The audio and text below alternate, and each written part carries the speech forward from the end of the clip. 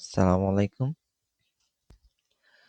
তো পরবর্তী পর্বে আমরা দিক কোসাইন এবং দিক অনুপাত নিয়ে পড়ব যে কি বলছে এখানে যে কোন সরলরেখায় স্থানাঙ্কের অক্ষগুলির ধনাত্মক দিকের সাথে কোন দিকের সাথে ধনাত্মক দিকের সাথে যে কোণগুলো উৎপন্ন করে তাদের কোসাইনকে সরলরেখাটির দিক কোসাইন এবং দিক কোসাইন তাদের কি কোসাইনকে সরলরেখাটির দিক কোসাইন মিন্স হচ্ছে যে ধনাত্মক দিকের সাথে যে কোণ উৎপন্ন করে ওই সরলরেখাটিকে কোসাইনকে দিক কোসাইন বলে এবং কোণগুলোকে দিক কোণ বলে। কোসাইনকে কি বলে? দিক কোসাইন। আর কোণকে বলে দিক কোণ। তো কোসাইন হচ্ছে দিক কোসাইন, কোণ হচ্ছে দিক কোণ, মানে দিক থাকবে। যদি সরলরেখাটি এক্স ওয়াই ও জেড অক্ষের ধনাত্মক দিকের সাথে যথাক্রমে আলফা, বিটা ও গামা কোণ উৎপন্ন করে তবে cos alpha, cos beta, cos গামাকে রেখাটির দিক কোসাইন কি বলা হয়?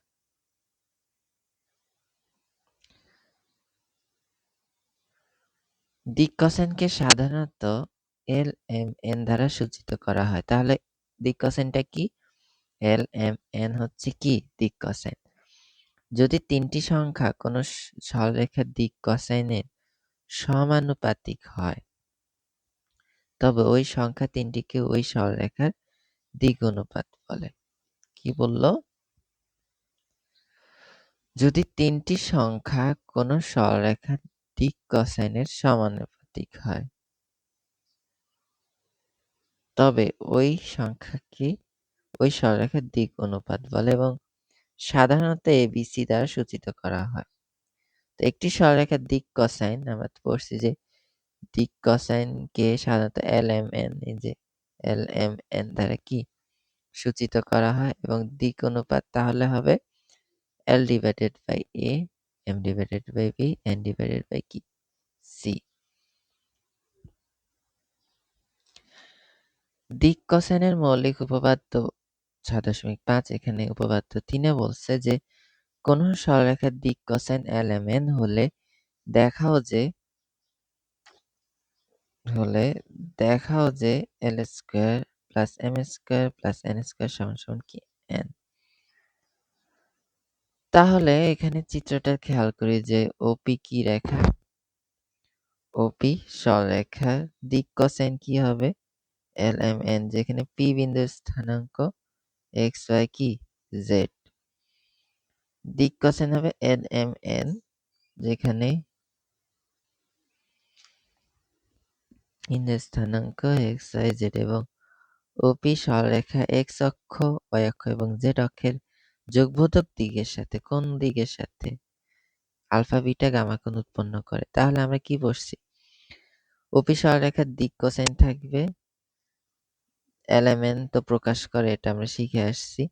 তো পি বিন্দুর স্থানাঙ্ক যেহেতু ত্রিমাত্রিক কার্তেশীয় স্থানাঙ্ক তিনটা থাকবে এক্স ওয়াই জেড এবং অবশ্যই ওপি সরলরেখা এক্স ওয়াই জেড এর সাথে কি কোণ উৎপন্ন করবে? ধনাত্মক কোণ, আলফা, বিটা, গামা। তাহলে আমাদের কয়টা ত্রিভুজ হচ্ছে এখানে?